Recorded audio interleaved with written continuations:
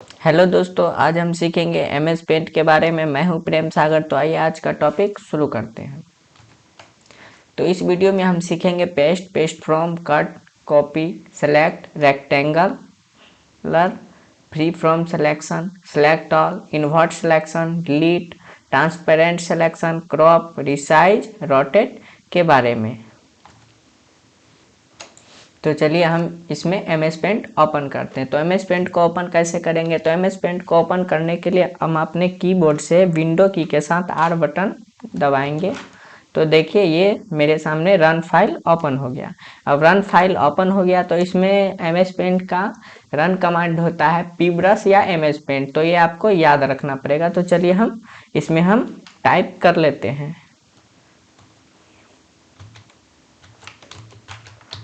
ये हम टाइप कर लिए। अब इसमें हम ओके करेंगे।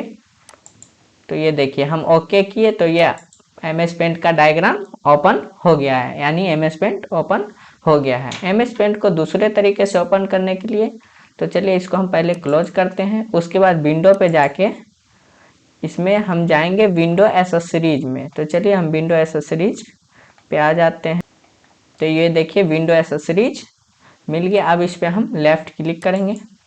तो ये देखिए विंडो एसेसरीज में लेफ्ट क्लिक किए तो ये कुछ इसमें खुल के आया।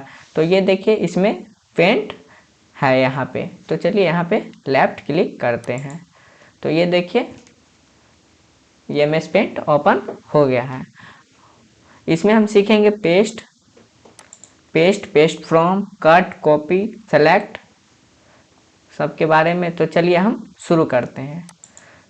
तो पेस्ट करने के लिए जैसे कोई भी चीज़ है, अब इसको हम यहाँ स्क्रीन पर ड्रॉ करें। तब इसको हम कॉपी करेंगे तो पेस्ट करेंगे, या कट करेंगे तो पेस्ट करेंगे।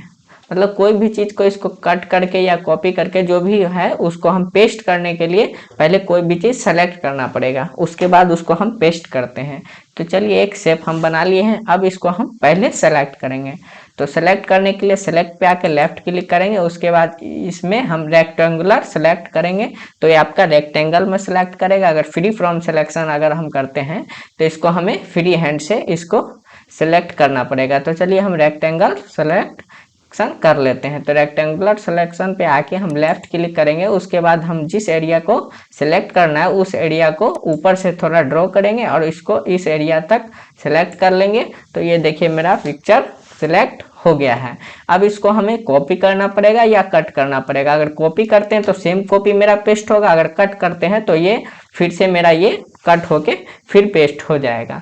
तो चलिए हम कॉपी कर लेते हैं। तो चलिए यहाँ कॉपी करने के लिए अपने ये स्क्रीन पे आप जाके कॉपी पे लेफ्ट क्लिक कर सकते हैं, या नहीं तो अपने कीबोर्ड से कंट्रोल सी कर सकते हैं। तो चलिए हम कॉपी कर लेते हैं। तो ये हम कंट्रोल सी कर लिए, यानी कॉपी कर लिए। अब यहाँ सिंपली हम जाके यहाँ से पेस्ट पे जाके लेफ्ट क्लिक करेंगे तो ये देखिए पेस्ट आ रहा है। अब इस पे हम लेफ्ट क्लिक करेंगे तो ये देखिए मेरा फिर से पेस्ट होके दूसरा शेप आ गया है। तो पेस्ट का यूज हम इसी तरह करते हैं। इसमें अब हम जानेंगे पेस्ट फ्रॉम का यूज। तो पेस्ट फ्रॉम का यूज होता है जैसे कोई भी पिक्चर इसके अंदर है और उसको हम फिर से ड्राइंग करना चाहते हैं इसमें लाके एमएस पेंट में, तो पेस्ट फ्रॉम का यूज करते हैं। तो चलिए हम पेस्ट फ्रॉम में जाके लेफ्ट क्लिक करेंगे। तो ये देखिए मेरे सामने कुछ ये पिक्चर है।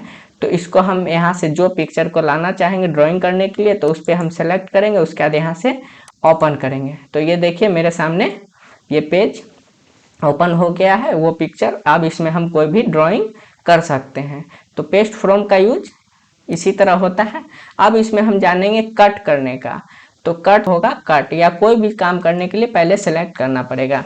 तो चलिए हम सेलेक्ट कर लेते हैं। फिर रेक्टेंगुलर सेलेक्ट हो गया। अब इसमें हम इसको सेलेक्ट कर लेते हैं। उसके बाद हम इसको कट करेंगे। तो अपने स्क्रीन पे जाके लेफ्ट क्लिक करेंगे तो कट हो जाएगा, नहीं तो अपने कीबोर्ड से कंट्रोल एक्स करेंगे तो ये फिर कट हो जाएगा। तो ये देखिए कट हो गया। अब इसको हम सिंपली फिर पेस्ट करना चाहते हैं तो पेस्ट पे आके हम लेफ्ट क्लिक करेंगे तो ये पेस्ट हो गया।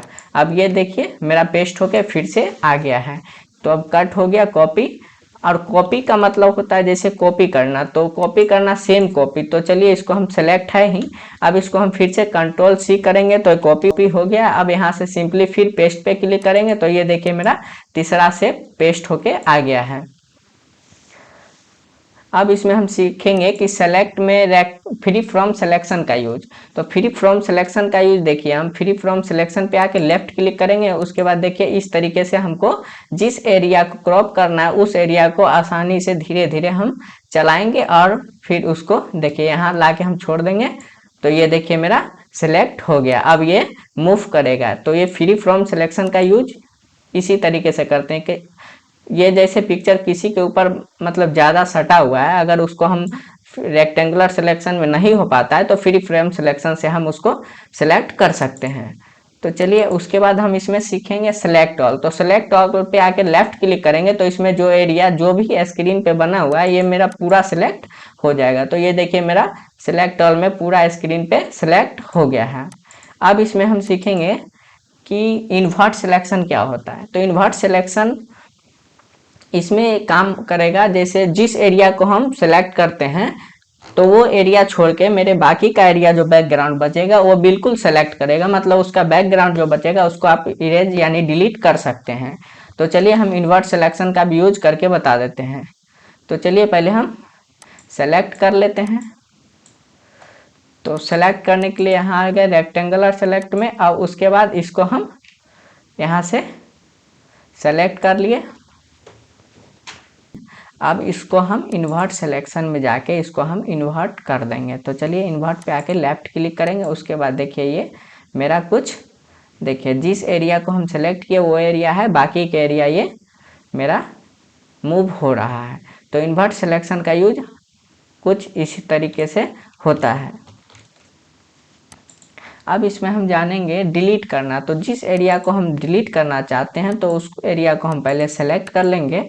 अब देखिए ये हम सेलेक्ट कर लिए हैं और फिर जाके सेलेक्ट पे यहाँ से डिलीट पर हम लेफ्ट क्लिक करेंगे तो ये देखिए मेरा एरिया डिलीट हो गया। और इसका बैकग्राउंड रेड इसलिए आ रहा है कि ये मेरा कलर 2 में रेड कलर डाला हुआ है। अगर इसमें हम रेड कलर 2 में अगर व्हाइट हम डाल देते हैं तो देखिए यहाँ आपका कलर चेंज हो जाएगा। और ये कलर चेंज तब होगा जब आप जैसे उसको सेलेक्ट करते हैं उससे पहले आप यहाँ से ट्रांसपेरेंट जो है सिलेक्शन उसमें टिक आप लगा देंगे तो ये आपका। अब देखिए हम इसमें हम सीखेंगे डिलीट के यूज करना। तो डिलीट का यूज करने के लिए हमें पहले सेलेक्ट करना पड़ेगा। तो चलिए हम सेलेक्ट कर लेते हैं। तो ये हम सेलेक्ट कर लिए हैं। अब इसको हम डिलीट करेंगे। तो हम सेलेक्ट पे आके लेफ्ट क्लिक करेंगे, उसके बाद यहाँ से डिलीट पे आके लेफ्ट क्लिक करेंगे तो ये देखिए मेरा पिक्चर डिलीट हो गया है। अब इसमें हम समझेंगे कि ट्रांसपेरेंट सिलेक्शन क्या होता है। तो पहले हम इसको सेलेक्ट करेंगे, उसके बाद देखिए इसको हम मूव करते हैं। तो मूव करते हैं तो ये देखिए मेरा जो एरिया को हम सेलेक्ट किए हैं उसके बाकी के एरिया जो वाइट था वो भी इसको सेलेक्ट कर दिया है। तो इसके लिए हम पहले का सेलेक्ट में जाके ट्रांसपेरेंट सिलेक्शन में हम टिक लगा देंगे। तो ये देखिए हम टिक लगा लिए हैं। अब इसको हम सेलेक्ट करेंगे। सेलेक्ट करने के बाद इसको अब मूव करते हैं तो देखिए इसका वाइट बैकग्राउंड जो सेलेक्ट हुआ था वो हट गया, मेरा सिर्फ शेप आया है। तो ये आप अब इसमें हम सीख लिए कि ट्रांसपेरेंट सिलेक्शन क्या होता है। अब इसमें हम जानेंगे क्रॉप करना। तो क्रॉप का मतलब होता है कि जिस एरिया को हमें क्रॉप करना है मतलब रखना है उस एरिया को हम क्रॉप कर लेंगे। तो पहले हम इसको सेलेक्ट कर लेते हैं। तो चलिए सेलेक्ट में जाके हम सेलेक्ट कर लेते हैं। उसके बाद हम इस एरिया को हमें रखना है, जिस एरिया को हमें रखना है उसको हम सेलेक्ट करेंगे। तो चलिए हम जो सेलेक्ट किए हैं वो एरिया मेरा रहेगा, बाकी के एरिया खत्म हो जाएगा। तो चलिए हम इसको क्रॉप कर लेते हैं। तो चलिए सेलेक्ट करके क्रॉप पे लेफ्ट क्लिक करेंगे तो ये देखिए मेरा जो एरिया हम सेलेक्ट किए थे वो एरिया मेरा रह गया है। तब इसको हम स्क्रीन पे इसको हम फिर से बढ़ा सकते हैं, यानी कोई एरिया अगर क्रॉप करके फिर इसका हम यूज कर सकते हैं। तो चलिए हम ये देखिए पूरा स्क्रीन पे आ गया है। तो क्रॉप का यूज हो गया। अब चलते हैं रीसाइज में। तो रीसाइज के लिए भी हमें पहले सेलेक्ट करना पड़ेगा। तो चलिए हम सेलेक्ट में आके सेलेक्ट कर लेते हैं। उसके बाद सेलेक्ट करके रीसाइज पे लेफ्ट क्लिक करेंगे। उसके बाद यहाँ से अपने हिसाब से, जैसे इसका शेप जो है उसका साइज हम अपने हिसाब से बनाना चाहते हैं। तो चलिए इसमें 100 है, यानी हॉरिजेंटल 100 है, वर्टिकल 100 है, यानी ये जो आपका दिख रहा है ये भी आपका 100 है, ये भी आपका 100 है। तो चलिए हम इसको अपने हिसाब से चेंज कर लेते हैं। तो चलिए हम इसमें पहले मेंशंस एब्सेप्ट रेशियो जो है इसका टिक हटाएंगे। अगर ये टिक नहीं हटाएंगे तो जैसे हॉरिजेंटल में जितना टाइप करेंगे उतना वर्टिकल, तो ये हम टाइप कर लिए हैं। हॉरिजेंटल में 450, वर्टिकल में 500। उसके बाद हम आके ओके पे क्लिक करेंगे। तो ये देखिए मेरा पिक्चर का साइज रीसाइज हो गया है। तो मतलब ये अपने हिसाब से अगर कोई पिक्चर का चाहते हैं कि इसका हॉरिजेंटल इतना होना चाहिए और वर्टिकल में इतना हो, तो वहाँ से आप रीसाइज पिक्चर का कर सकते हैं। रोटेट का यूज हम करेंगे कि तो पहले हमें सेलेक्ट करना पड़ेगा। तो चलिए हम इस एरिया को सेलेक्ट कर लेते हैं। उसके बाद इस एरिया को हम सेलेक्ट करके यहाँ से जाएंगे रोटेट पे। उसके बाद हमको रोटेट राइट 90 डिग्री पे करना है, यानी अगर ये पिक्चर किसी और डायरेक्शन में है इसको हमको रोटेट राइट 90 डिग्री में हम इसको रोटेट करेंगे। तो चलिए हम लेफ्ट पे क्लिक करेंगे, लेफ्ट क्लिक करेंगे, रोटेट लेफ्ट राइट 90 डिग्री पे। तो चलिए हम कर दिए। तो ये देखिए मेरा पिक्चर कुछ इस तरीके से रोटेट होके आ गया है। ये पिक्चर इसलिए कट गया था कि ये मेरा जो सेलेक्ट एरिया है वो मेरा छोटा था, इस वजह से कट गया। अब ये हम इसका साइज बढ़ा लिए तो ये देखिए मेरा पिक्चर रोटेट होके आ गया। तो चलिए इसमें जो है रोटेट आपका लेफ्ट अगर करना चाहते हैं तो 90 डिग्री, तो आप उसी तरह सेलेक्ट करके लेफ्ट क्लिक करेंगे तो लेफ्ट में आपका हो जाएगा।